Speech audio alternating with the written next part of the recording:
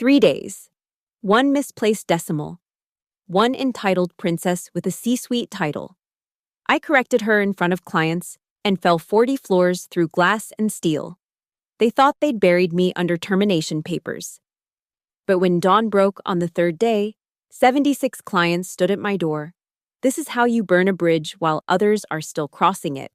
This is how empires built on nepotism crumble when competence walks away.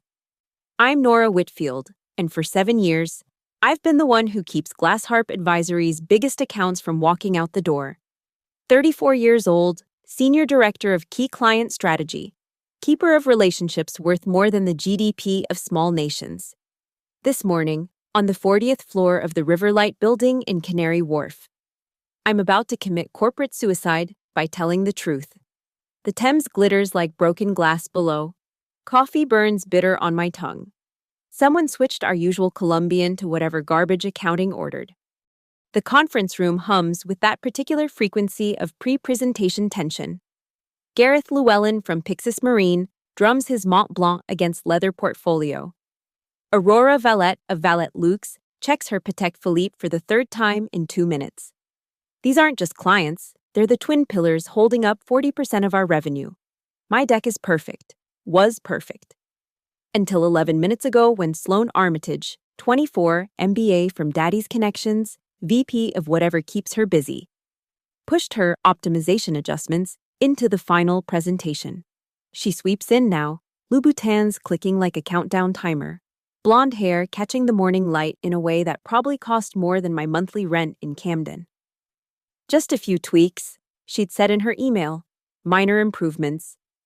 I'm clicking through slides, muscle memory guiding the presentation while my brain screams warnings. Slide 17. Fine. Slide 18. Acceptable. Slide 19. Stops my heart. 6.8 million in projected cost savings has become 68 million. The decimal point hasn't just moved, it's been shot into orbit. 10, 10 times the lie. In a room where precision is currency and credibility is everything. As you can see, I hear myself saying, but my finger hovers over the clicker. The laser pointer trembles against the screen. Our optimization strategy. I stop. Sloane's eyes narrow from her perch by the window. She's positioned herself perfectly. Back it by morning sun. The power pose they probably taught her in some leadership seminar for nepotism babies. Actually, I say, standing. The room's acoustics carry my voice like a bell. There's an error here. The temperature drops 10 degrees. Gareth stops drumming. Aurora's watch checking freezes mid-glance. I walk to the screen, my heels creating their own countdown. Pull the USB from the podium laptop, my original, uncorrupted file. Plug it in. The screen flickers. The actual figure is 6.8 million. I bring up my original slide. Someone moved a decimal point. Perhaps we should discuss, Sloane starts, but I'm already in motion. No discussion needed. I flip to the supporting data. Here's the breakdown. Operational efficiency gains of 2.3 million, procurement optimization at 1.9 million. Reduced redundancy costs of 2.6 million. These are real numbers based on your actual operations. Gareth, not wishful thinking.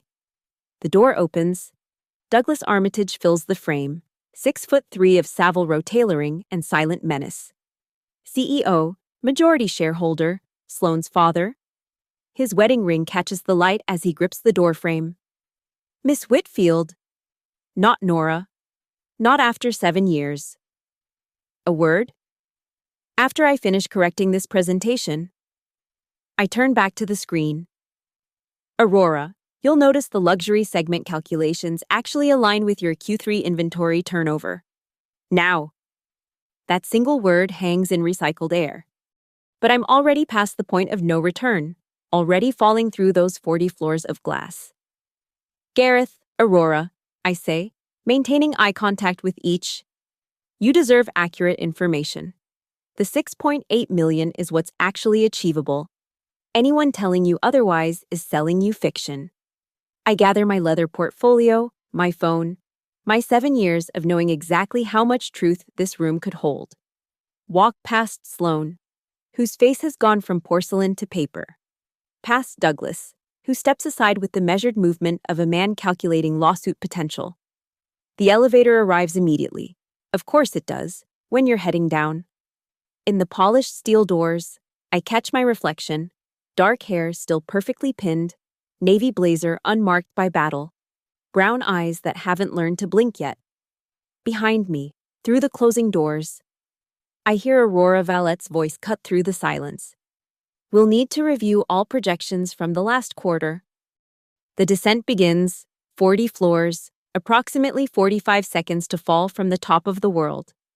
My phone buzzes. HR. Miriam Kells. Urgent meeting required. I smile at my reflection as floors count down like a launch sequence in reverse. 30, 20, 10. The lobby marble echoes with finality. Through the glass walls, London churns on, indifferent to another corporate execution. The security guard, Tommy, gives me a look that says he's seen this before. The walk of the terminated, the march of the principled fool. But I know something they don't. In my pocket, my personal phone holds 7 years of notes. Every client preference, every deadline they almost missed, every fire I've quietly extinguished, not company property, just memory, meticulously preserved. 3 days, I think, pushing through revolving doors into London drizzle. 3 days to watch an empire realize it's been built on the wrong foundation. The HR conference room smells like fear masked with lavender air freshener. Miriam Kells sits across from me, manicured nails clicking against an iPad that holds my professional death warrant.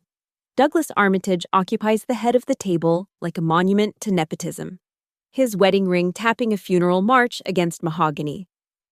Undermining leadership, Miriam reads, voice clinical as a surgeon's.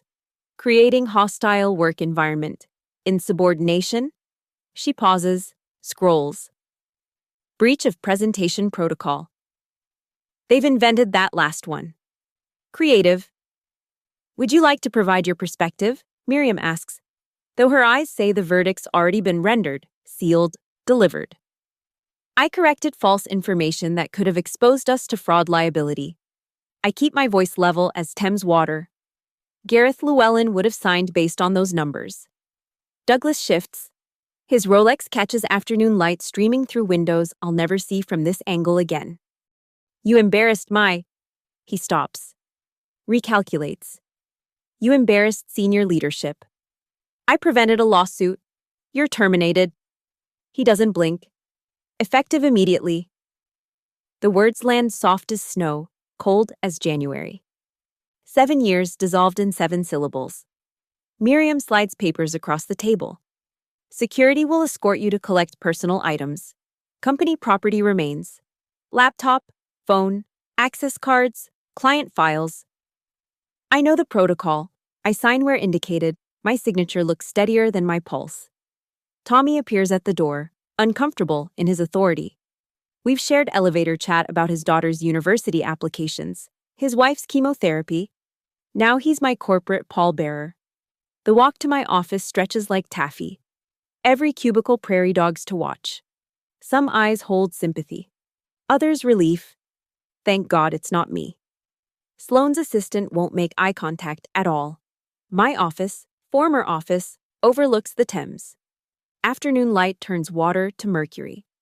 I pack under Tommy's watchful presence, the jade plant that survived 7 winters. My client whisperer mug from the team's Secret Santa nobody admitted to organizing.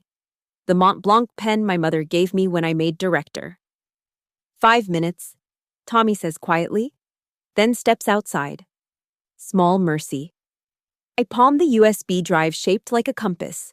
A client gift from year 3. It holds nothing proprietary. No company secrets. Just personal notes I've made over the years.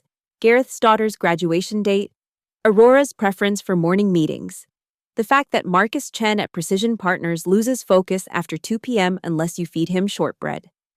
Memory aids for a job that required remembering everyone's everything. In the elevator. Tommy stares at numbers descending. My daughter got into Imperial, he says suddenly. Engineering. You wrote her that recommendation letter. She earned it. Still. He meets my eyes in the steel doors. This is bullshit, Nora. Ground floor arrives before I can respond. He walks me to the main entrance, where afternoon rain has started its percussion against glass. At the security turnstile, I surrender my access card, watch my photo disappear into a drawer with other corporate ghosts. 3 days, I tell the security camera. Quiet enough that Tommy might think I'm talking to myself. Outside, London rain tastes like vindication. My Camden flat welcomes me with the indifference of the unemployed. I set the jade plant on the kitchen counter where light still reaches. The compass USB goes on my desk, north, pointing toward possibility. The Mont Blanc pen rolls between my fingers as I consider options. My phone rings. Personal one. Luca Marlowe's name appears. Solicitor, friend, the only lawyer I'd trust with my career's corpse. Heard through the vine, he says without preamble. Glass harp? Terminated, 40 minutes ago. Christ, papers shuffle. What have you signed? Standard termination. Nothing about non-compete. Good. Listen carefully. His voice shifts to legal mode. You cannot actively solicit clients, cannot use proprietary information, cannot access company systems or files. A pause? But if clients reach out independently, if they choose to follow you wherever you land, that's their prerogative. And if I happen to be very visible while being very quiet, then you're simply existing in your professional space. Nothing illegal about existence. Nora. Rain streams down windows, turning London into watercolor. They'll threaten. They'll try. Document everything. Save every email, every text, every smoke signal they send. And Nora? His voice softens. You did the right thing. After we hang, I open LinkedIn. My profile still shows Glass Harp Advisory, Senior Director, not for long. I draft a post, each word measured as medication. After 7 transformative years at Glass Harp Advisory, I'm embarking on a new chapter. Grateful for the relationships built, lessons learned, and clients who became partners in success. Looking forward to what's next. Neutral as Switzerland, professional as a funeral. Posted. Within minutes. The reactions start. Hearts, thumbs up, curious face emojis from industry contacts. The private messages begin their cascade. What happened? Are you okay? When can we talk? I respond to each with identical diplomacy. Thank you for reaching out. Exciting times ahead. My mother calls as darkness claims London.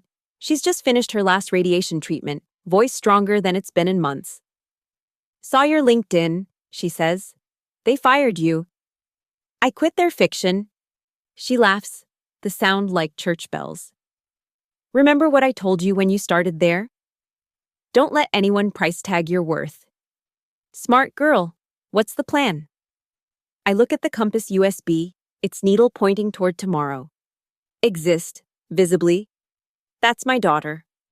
After we hang, I pour wine that costs more than I should spend now. The jade plant looks comfortable on the counter.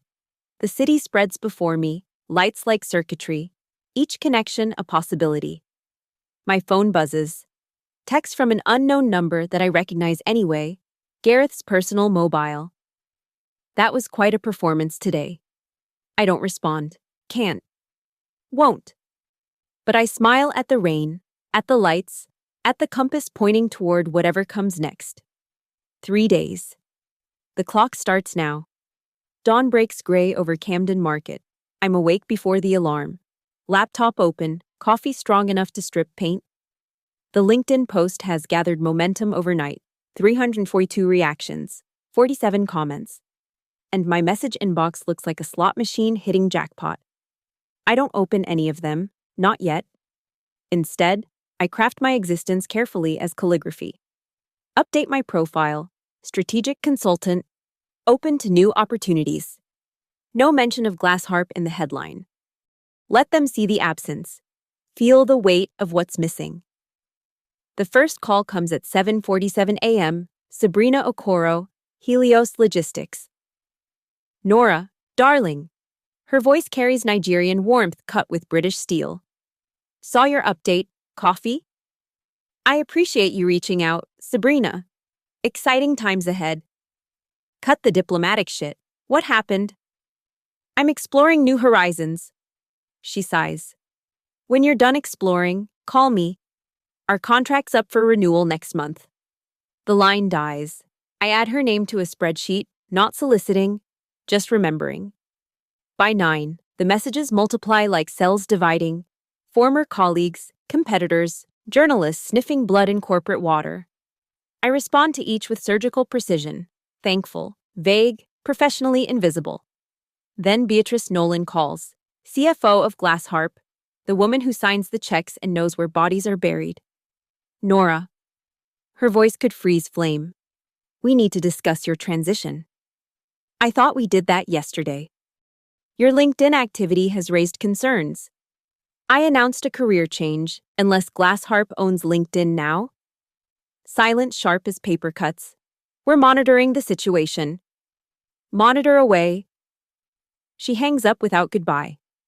I screenshot the call log, forward it to Luca with the subject line, Documentation, Numbering 1. The afternoon brings reconnaissance.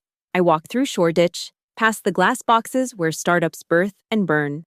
The Brick Lane Works co-working space has a day pass option. I book a desk for tomorrow, just to have an address that isn't my kitchen table. My phone vibrates. Text from Aurora Villette. Discretion appreciated, but need informal chat. Sketch at 4. Sketch. Mayfair. Where business gets done over champagne and oysters. I shouldn't go. Luca would have 17 legal reasons why not. I go anyway. Aurora sits in the back corner, her mace bag occupying its own chair, champagne already breathing in crystal. She doesn't stand when I approach, just gestures to the seat across from her. You've caused quite the stir, she says, French accent making the words sound like music. I corrected a presentation. You corrected Sloane Armitage. She sips champagne like it's truth serum. In front of witnesses. The numbers were wrong. The numbers are always wrong, darling. That's why we hire consultants. To make wrong numbers look right. She signals the waiter. Another glass appears. But you already know this. What do you want, Aurora? To understand what happens next. She leans forward. Glass Harp handles our entire European portfolio. 3 years remaining on the contract. I'm aware. Are you also aware that contracts have exit clauses, performance benchmarks, violation conditions? I say nothing. The champagne tastes like possibility. If, hypothetically, she continues, a company were to lose key personnel responsible for account management, if service levels were to decline, if, perhaps, incorrect figures were to appear in future presentations, hypothetically, then clients might explore options. She reaches into the Hermes bag, produces a business card, not hers. A friend. He specializes in contract review, completely unrelated to our conversation. The card disappears into my pocket. I should go, I say. Yes, you should. But Nora? She meets my eyes. Some bridges are meant to burn. They provide light for others to see by. Outside, London rush hour swirls around me. The business card feels heavy as gold in my pocket. Martin Reeves, contract specialist. I know the name. He's the one you call when you want out of something that was built to be unbreakable. My phone rings. Luca. Please tell me you're home doing nothing. Walking, thinking. Stop thinking. I just got a letter from Hollander and Pike. They're representing Glass Harp. And cease and desist incoming. They're gathering ammunition. For what? Existing? For whatever they can make stick. Nora, you need to be surgical now. Clean. No fingerprints. I think of Aurora's card in my pocket. I'm a ghost. Luca? Good. Stay that way. But ghosts have their own kind of presence. They make rooms cold, make people look over shoulders, make the living remember what's been lost. That night, I sit with the Compass USB, its weight familiar as worry. 7 years of relationships reduced to memory and metadata. But memory has its own economics. Trust compounds over time. Credibility accumulates interest. My phone lights up with another text. Gareth Llewellyn. Glassharp missed our renewal deadline. Legal says we're free agents. Thought you should know. I don't respond. Can't. But I open my spreadsheet. Add another name. The tally grows. My mother's voice echoes from yesterday. Don't let anyone price tag your worth. They priced me at 0, marked me down to nothing. Clearance sale on 7 years of keeping their ship afloat. But here's what Glassharp forgot. What Douglas Armitage in his Savile Row armor never understood. Value isn't what you're paid. It's what walks away when you leave. 3 days, I'd said to the camera. Day 1 is ending, and already the foundations shake. Not from what I've done, but from what I haven't. I haven't reached out, haven't solicited, haven't violated a single clause of a contract they forgot to make me sign. I've just existed. Visibly, professionally. Like a lighthouse that doesn't need to chase ships, they come on their own when the storm hits. And from the texts, the calls, the carefully worded maybes, I can feel the weather changing. Tomorrow is day 2. Let it rain. The email arrives at 6:23 a.m. like a declaration of war. Subject: cease and desist, urgent legal matter. Hollander and Pike's letterhead screams authority. 3 pages of legal theater, each paragraph a tightening noose. Tortious interference with business relations. Misappropriation of confidential information. Deliberate solicitation of Glassharp advisory clients. My coffee turns cold as I read. They've even cited specific statute numbers, like casting a spell with legislation. I forward it to Luca before my heart rate settles. His response comes in 90 seconds. On it. Don't panic. Don't respond. Don't even breathe in their direction. But I'm not panicked. I'm curious. The letter references documented evidence of client contact. They're fishing with dynamite, hoping something floats to the surface. By 7, I'm at Brick Lane Works, settling into a hot desk that costs £30 for the day. The space buzzes with startup energy. All MacBooks and matcha lattes. Dreams funded by venture capital and delusion. My navy blazer stands out against their hoodies like punctuation in a run-on sentence. Luca calls at 9 sharp. They've got nothing, he says without preamble. It's intimidation theater. That bit about documented evidence, if they had it, they'd have attached it. So I ignore it. You continue existing, carefully, like you're made of glass and they're holding hammers. After we disconnect, I stare at the Compass USB on the desk. 7 years of knowing exactly when Pyxis Marine's contracts renew. Which board member at Helios Logistics actually makes decisions? Aurora Vallette's hatred of PowerPoint animations. Not company secrets. Just attention paid over time. My phone vibrates. Unknown number with a London prefix. Miss Whitfield, this is Martin Reeves.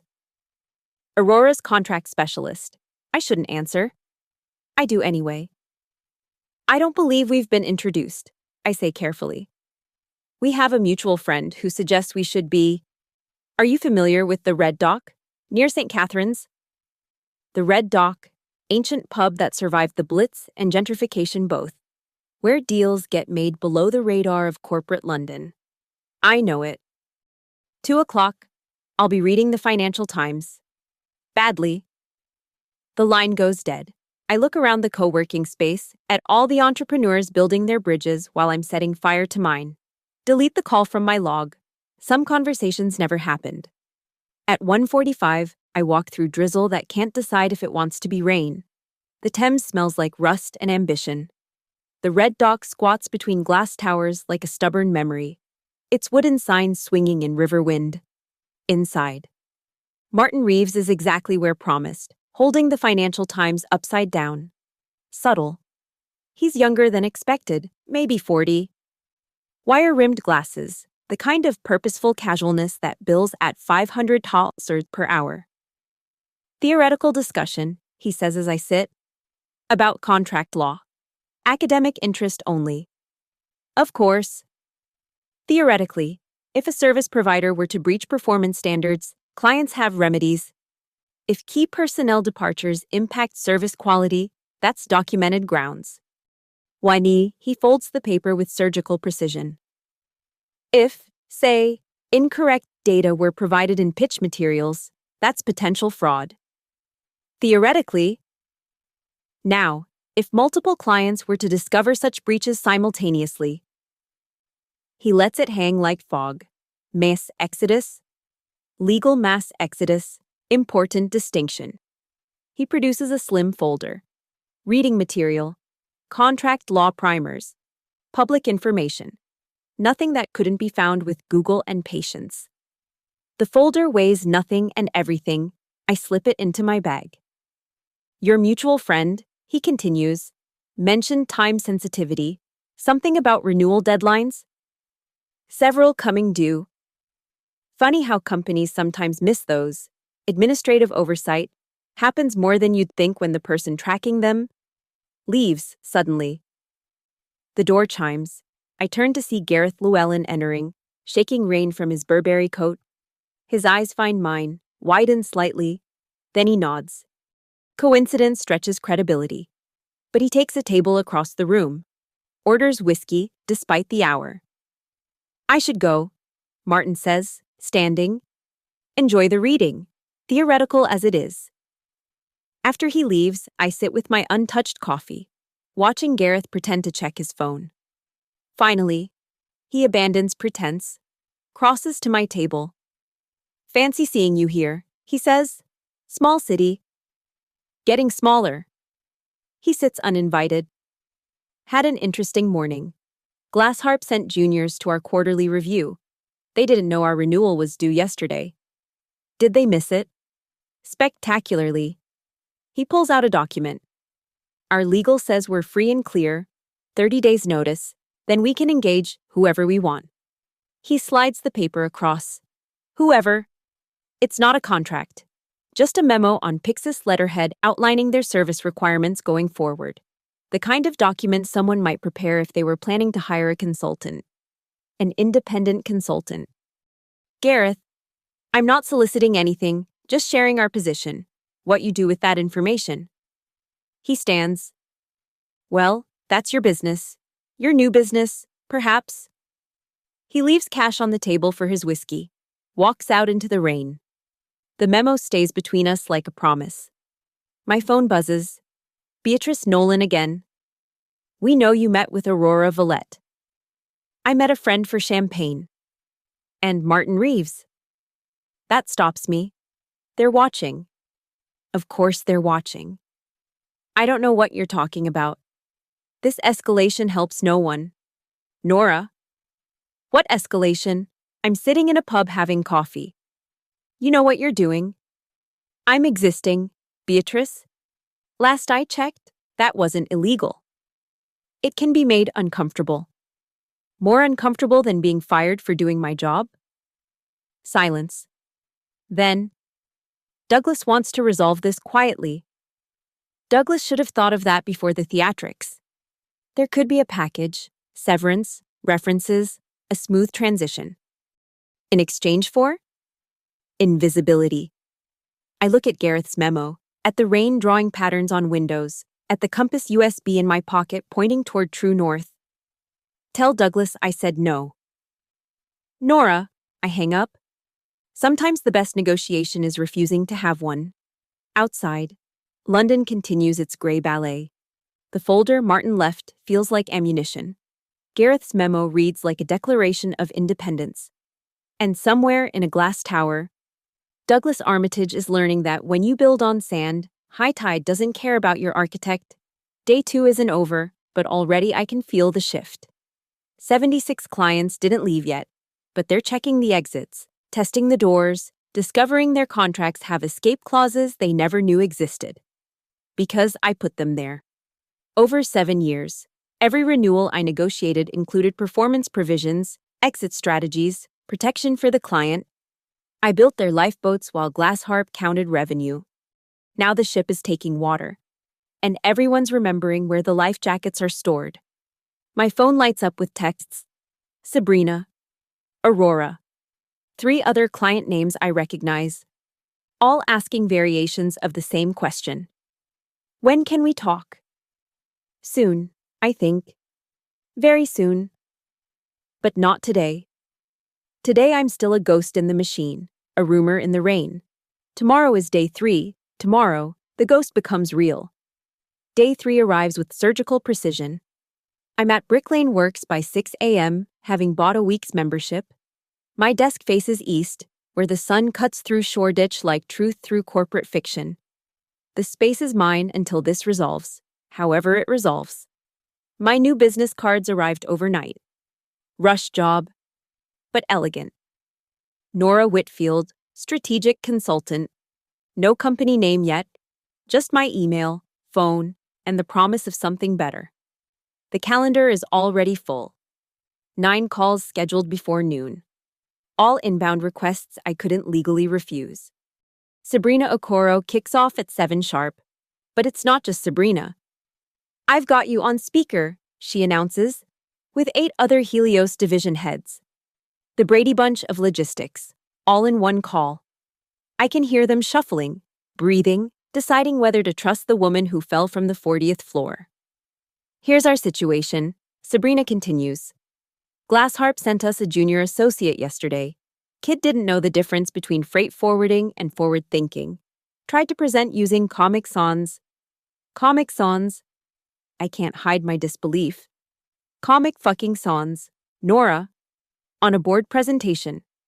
Someone else chimes in. Sounds like Marcus from their European division. They also pitched us solutions for problems we solved in 2019. And misspelled our company name, adds another voice. Twice. 2 different ways. I grab my notebook, start documenting. Not soliciting, just listening to unsolicited pain. What do you need from me? I ask carefully. We need to know you're real, that you're setting up shop, that when we jump, someone will catch us. I'm real. I'm here. I'm building something. How soon? How soon do you need me? The silence speaks volumes. Then Sabrina. Our contract has a 30-day exit clause for performance breach. Legal's reviewing whether Comic Sans constitutes cruel and unusual punishment. They laugh, but it's nervous laughter. The kind that comes before jumping off cliffs. Send me your concerns through your legal team, I say. I can't actively engage until you're clear of contracts, but I can be ready when you are. Be ready, Sabrina says, and 9 voices murmur agreement before the line dies. The calls cascade after that. Precision Partners, worried about their Q4 implementation. Vertex Capital. Discovering their dedicated team is now one overwhelmed graduate.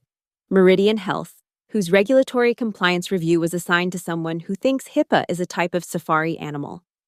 By 10, I've filled 17 pages with notes, not client secrets, just pain points, all voluntarily shared, all desperately real. Then Aurora Valette calls. Darling, you need to see this. She texts a link. It's an internal Glassharp announcement, leaked to LinkedIn 30 minutes ago. My stomach drops as I read, Glassharp Advisory, proud to announce Sloan Armitage as Vice President of Client Strategy, effective immediately. The comments are already brutal. Someone's posted a screenshot of the Comic Sans presentation. Another person shared the 68 million slide with crying laugh emojis. The announcement has become a digital pillory. She's your replacement, Aurora says. They gave your entire portfolio to Daddy's princess. All 76 accounts? Every single one. She pauses. We're triggering our exit clause today. Breach of service standards. Martin Reeves says we're clear by month end.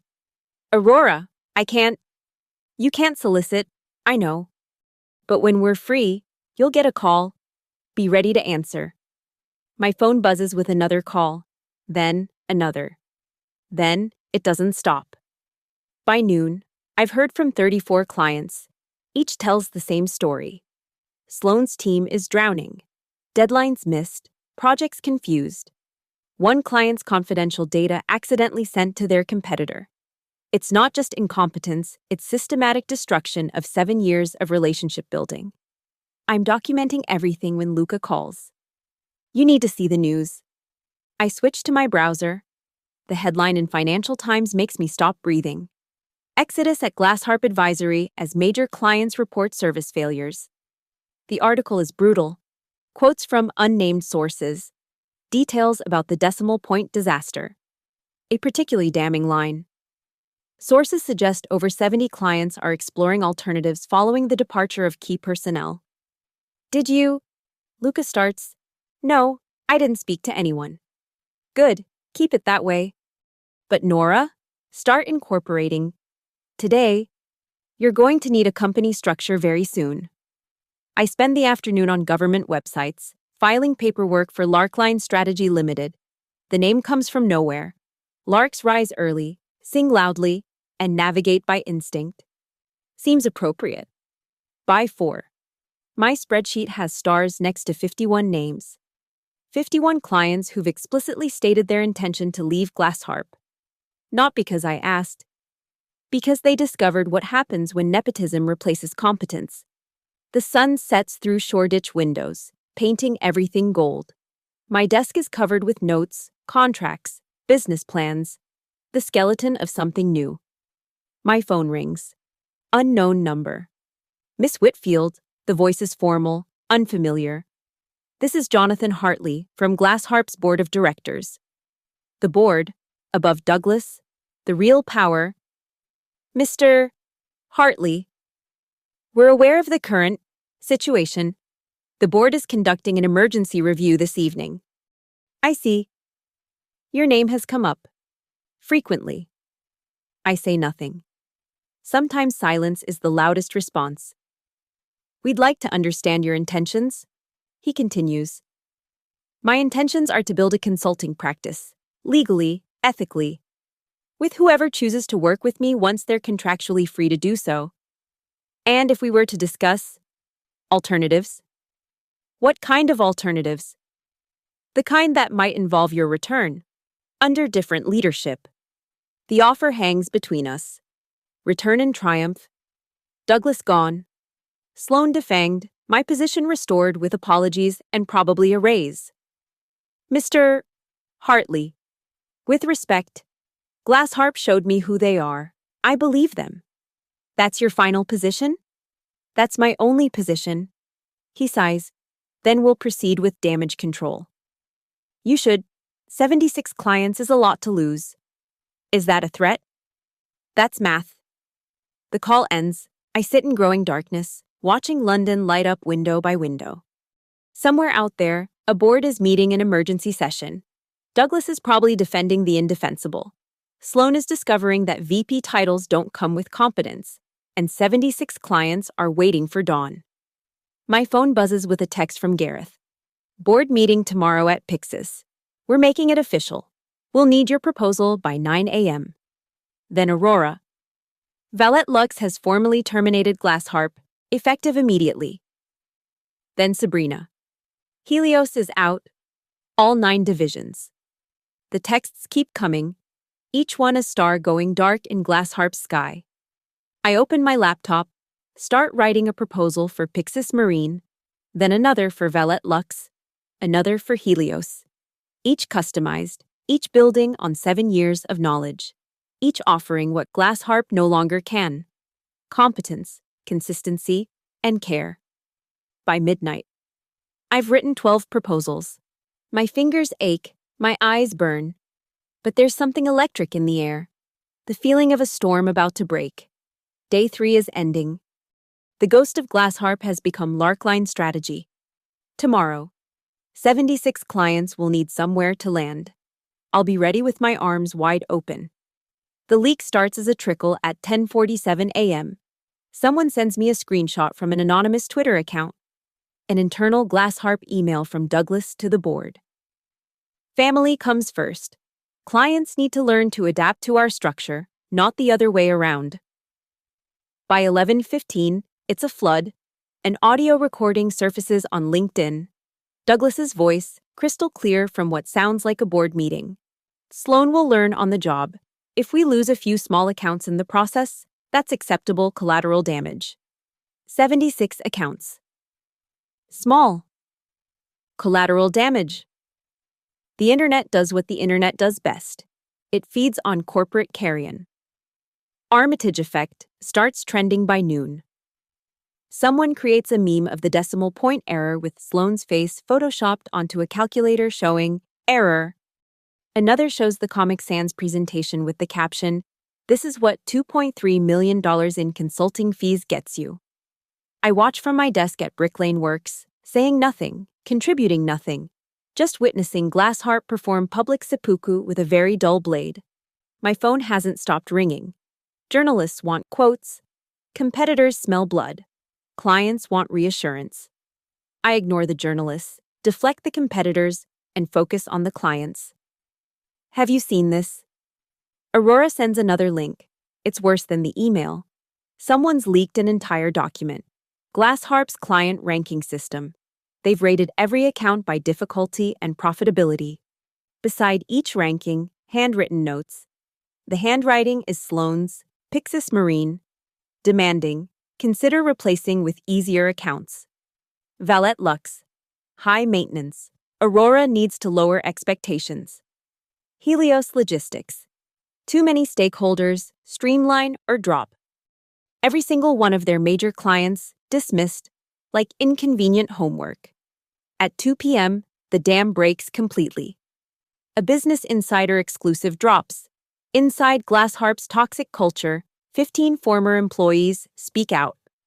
The article is a massacre, quotes about Sloan's incompetence, Douglas's nepotism, the systematic destruction of client relationships. Someone even mentions the time Sloan suggested using blockchain to solve a paper supply issue. But the killing blow comes at 2:47 p.m.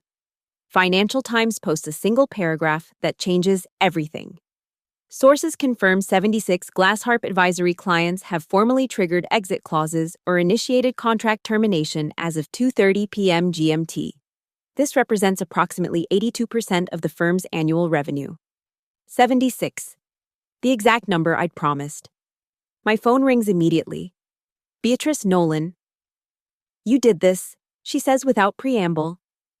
"I've been sitting at a desk in Shoreditch all day. You orchestrated this." "I orchestrated nothing. Your CEO orchestrated this when he chose nepotism over competence. I just refused to be the scapegoat." The board wants to negotiate. The board had their chance last night. Nora, please. The firm won't survive this. The firm didn't survive Douglas and Sloan. I'm just the witness, not the executioner. She makes a sound that might be a sob. We've lost everything. No. You've lost 76 clients who deserved better. I've gained 76 opportunities to give them what they deserve. I hang up. There's no satisfaction in it. Just the cold clarity of consequences arriving at their logical destination. By 4 p.m., my inbox contains 76 letters of intent, each one conditional on my ability to service them independently. Each one a vote of confidence worth more than any corporate title. Luca calls at 4:30. Legal ceasefire. Hollander and Pike just withdrew their threats. Glassharp's board has bigger problems than you. Such as? Such as emergency liquidation. They're hemorrhaging money faster than they can count it. Word is Douglas is out, effective immediately. And Sloan. Probably updating her LinkedIn to seeking new opportunities. The irony tastes like expensive champagne. At 5 p.m., something unprecedented happens. Jonathan Hartley, the board member who called yesterday, sends a formal letter on board stationery. Ms. Whitfield, the board of Glassharp Advisory formally acknowledges that no wrongdoing occurred in your departure or subsequent business activities. We withdraw any and all legal challenges and wish you success in your future endeavors. Additionally, we'd like to discuss a potential partnership structure. I don't finish reading. Some bridges, once burned, illuminate the truth. They were never worth crossing in the first place. By 6 p.m., the Glassharp website is down. Their phone system goes to voicemail. The fortress of glass and steel has become a mausoleum. I sit in the growing darkness of Brick Lane Works. 76 letters of intent spread across my desk, like tarot cards predicting a future I'm about to build. Each one represents not just revenue, but relationships cultivated over 7 years. Trust that outlasted corporate structures. Value that walks out the door on its own feet. My phone buzzes with a text from Tommy, the security guard. Saw the news. My daughter says you're her hero. Wanted you to know. Then another. From Miriam in HR. I'm sorry. For all of it, they made me read that script. Even the executioners are apologizing now. At 6:30, I draft a press release. Larkline Strategy Limited announces its formation, led by former Glassharp Advisory, Senior Director Nora Whitfield. The firm will begin operations Monday with confirmed engagements from multiple Fortune 500 clients seeking strategic consulting services. Professional. Factual. No mention of the carnage behind me. The sun sets over London, painting the Thames like spilled wine. Somewhere, Douglas Armitage is learning that Savile Row suits don't protect you from consequences. Sloan is discovering that VP titles printed on business cards mean nothing when you've lost the business. And I'm sitting here with 76 reasons to begin again. My mother texts. Saw the news. Price tag? I text back. Priceless. Tomorrow I'll file the incorporation papers. Sign the contracts. Build something new on ground that isn't shifting sand. But tonight, I allow myself one moment of reflection. Not celebration. There's nothing to celebrate in watching 7 years of work implode. But acknowledgement that sometimes the only way forward is through the fire. 76 clients saw the truth through the smoke. Now it's time to build something worthy of their trust. The ghost story is over. The real work begins at dawn. The call comes at 11:07 p.m., just as I'm closing my laptop on another 16-hour day of building Larkline from scratch. Douglas Armitage. Personal number. I let it ring 3 times before answering. Power lives in the pause. Nora. His voice has lost its boardroom authority. Sounds hollow as an empty tower. Douglas. You've destroyed everything. I corrected a decimal point. You destroyed everything. Silence stretches between us like the Thames at night. Dark, cold, inevitable. Do you know what you've cost me? His words slur slightly. Whiskey. Probably. The expensive kind that doesn't make defeat taste better. The same thing you cost me. A job. The difference is, I built something new. You just watched yours burn. Those clients were ours. Mine. 7 years of my work, my relationships, my 3 a.m. crisis calls and weekend emergencies. You provided the letterhead, I provided the value. You vindictive little. Careful, Douglas. Your lawyers already withdrew. You're unprotected now. I hear ice against crystal. Another pour. Another attempt to drown what's already dead. The board fired me, he says finally. My own company. 23 years. And they voted me out in 7 minutes. They voted your choices out, Sloan's promotion, the client rankings, the leaked audio. How did you? I didn't need to. Your arrogance was its own accelerant. 6 clients filed formal complaints today, he continues, like he needs to confess to someone, even me. 3 are threatening lawsuits over the mishandled data. The decimal point error triggered an audit that found more discrepancies. Sloan's work? Sloan couldn't find water in the Thames, but she was good at making things look acceptable from a distance. Like her father, I suppose. The admission hangs between us. The first honest thing he's said in probably years. What do you want, Douglas? I want my life back, my company, my reputation. None of those are mine to give. You could call them, the clients. Tell them to return. Even if I could, why would I? They're free now. We all are. We'll be bankrupt by Friday. Do you understand that? Glassharp Advisory. 23 years of building something. Gone in 3 days. You had 3 days to fix this. You chose to send legal threats instead. I chose my daughter. You chose wrong. Another pause. I can hear London through his end of the call. Sirens, wind, the city continuing its ancient indifference to personal catastrophe. She's devastated, he says quietly. Sloane. She actually thought she was ready. I let her believe it. That's between you and her. The industry won't touch her now. Her name is toxic. The memes alone. She's 24, she'll recover. Or she won't. Either way, it's not my problem. Christ, you're cold. I'm focused. There's a difference. The board wants to sell the assets, he says suddenly. What's left? Client list, intellectual property, the name. The client list that's empty, the IP that's worthless without the people who created it, the name that's synonymous with failure. There might be something salvageable. Douglas, let me be crystal clear. In about 6 hours, I'm filing incorporation papers for Larkline Strategy. By Monday, I'll have contracts with 76 of your former clients. I don't need your assets. I already have the only thing of value Glassharp ever possessed. Trust. Trust, he repeats, like it's a foreign word. The thing you can't buy, inherit, or fake. The thing Sloane never understood and you forgot existed. I could make this difficult for you. How? More legal threats? Bad references? Douglas, you're radioactive. Your words carry the weight of ash. I still have connections, board positions, influence. Had, past tense. Check LinkedIn tomorrow. See how many of those connections still acknowledge you exist. The ice clinks again. You planned this whole thing. I planned nothing. I reacted to your actions with truth. You reacted to truth with threats. The market reacted to threats with exodus. Simple cause and effect. In 3 days. You keep saying that like it's remarkable. Rome fell in a day. Glassharp just took 3 because the paperwork had to clear. What would it take? His voice cracks slightly. To make this stop? To reverse it? A time machine, better parenting, basic human decency, none of which are currently available. There has to be something. There is.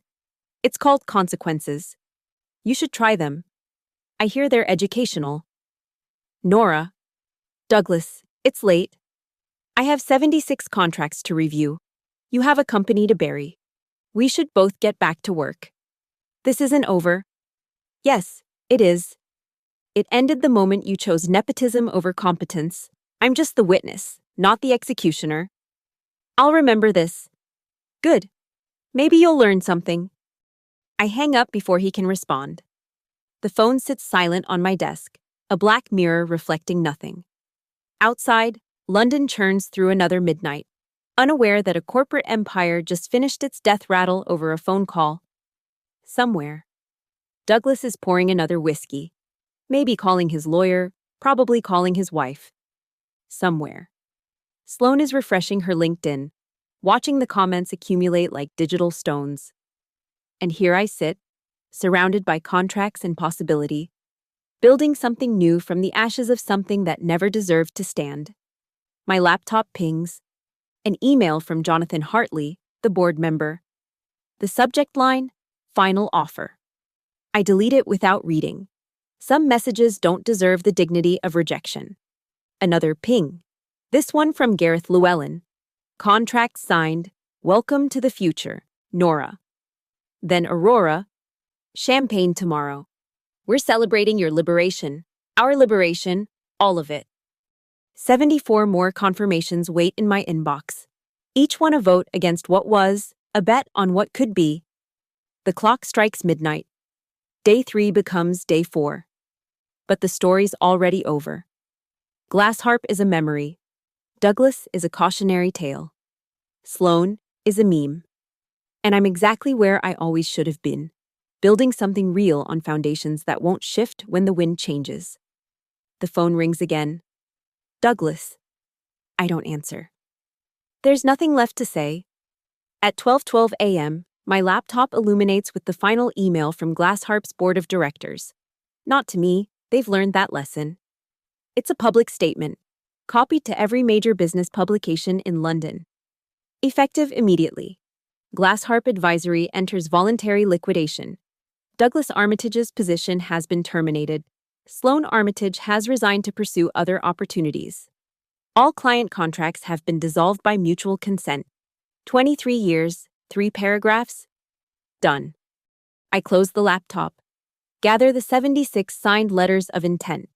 Each one bears tomorrow's date, the first day of Larkline Strategy Limited. The incorporation papers are complete. Waiting for the government office to open at 9 a.m. The USB compass sits on my desk, its needle pointing toward true north. I pick it up, feel its familiar weight. 7 years of memories. Now the foundation for something entirely new. My phone buzzes with a final message from Douglas. Not a call this time. Just text. The board has instructed me to cease all contact. Legal proceedings against you have been formally withdrawn. Glassharp's remaining assets will be liquidated by Friday. Then, a second message. You were right about the decimal point. I don't respond. Some victories don't need acknowledgement. At 6 a.m., I'm back at Brick Lane Works. The sunrise paints Shoreditch gold and possibility. My desk is clean except for 3 things: the incorporation papers, the jade plant that survived the exile, and my mother's Mont Blanc pen. I sign Nora Whitfield, founder and CEO, Larkline Strategy Limited, 76 times. Each signature is a promise, a commitment, a small revolution. By 9 a.m., I'm at company's house, filing the papers. The clerk doesn't know she's registering the phoenix that rose from Glassharp's ashes. To her, it's just another Tuesday. Another startup, another dream with a registration number. By noon, Larkline Strategy officially exists. By 1 p.m., 76 contracts are fully executed. By 2 p.m., I'm meeting with my new team. 3 senior consultants who left Glassharp's competitors this morning, drawn by the promise of building something without the weight of legacy and competence. By 3 p.m., we have our first client meeting. Gareth Llewellyn walks into our temporary office, looks around the modest space, and smiles. Bit different from the 40th floor, he says. Better view. I reply. You can see the ground from here, makes it easier to build on. He signs his contract without reading it again. We've been with you for 7 years, Nora. The letterhead was just geography. Aurora arrives at 4, bringing champagne and Sabrina, who brings whiskey and reality. You know they're calling you the decimal point assassin on Twitter, Sabrina says. Could be worse. The Armitage effect is now business school vocabulary for catastrophic nepotism. That seems appropriate. Aurora raises her glass. To corrections, small ones that reveal large truths. We toast as the sun sets over London, painting everything the color of endings and beginnings. At 5 p.m., I get a call from an unknown number. I almost don't answer. But something makes me pick up. Is this Nora Whitfield? Young voice, uncertain. Yes. This is Sloan Armitage. The air freezes. I wait. I wanted to. I need to. She stops, starts again. I'm sorry. For all of it. You were right. About the numbers. About everything. Sloan. I'm 24 and I thought I knew everything because my father said I did. But I didn't know anything. Not really. Not about work or value or earning something instead of being given it. What do you want? Nothing. I just needed to say it. To someone. To you specifically. I'm leaving London. Leaving the industry. Going to learn something real. Maybe. Without my father's name opening doors. Good luck. I don't deserve it. But thank you. She hangs up. I sit with the phone, thinking about 24 and untested confidence, about fathers who love badly and daughters who pay the price. But that's their story now, not mine. At 6 p.m., I shut down my laptop, water the jade plant, Lock the office door with keys that have my name on the lease. Tommy the security guard was wrong. His daughter shouldn't see me as a hero. Heroes slay dragons. I just refuse to be eaten by one. The Thames reflects the city lights as I walk home. Each reflection a possibility, each light a decision that led here. 3 days ago, I fell 40 floors. Tonight, I'm exactly where I should be. On solid ground. Building something real. My phone buzzes with client emails, team questions, tomorrow's possibilities. But for now, I let them wait. The Glass Harp Tower still stands in Canary Wharf. But it's dark now. A monument to what happens when you mistake appearance for substance, privilege for competence, silence for consent. I don't look back. Forward is the only direction worth traveling. The decimal point has been corrected. The story ends where all good stories should, at the beginning of something better. My mother texts one last time. Proud of you, I text back. Just getting started. And I am. 76 clients, 3 consultants, and 1 jade plant at a time. Larkline strategy opens for business tomorrow. We're ready. Thank you for listening to this story. I'd love to know where you're listening from. Drop a comment below and let's connect. If this story resonated with you, please subscribe to the channel and share your thoughts. What would you have done in Nora's position? Have you ever stood up to power in your workplace? Your stories matter too. And I'd love to hear them in the comments below.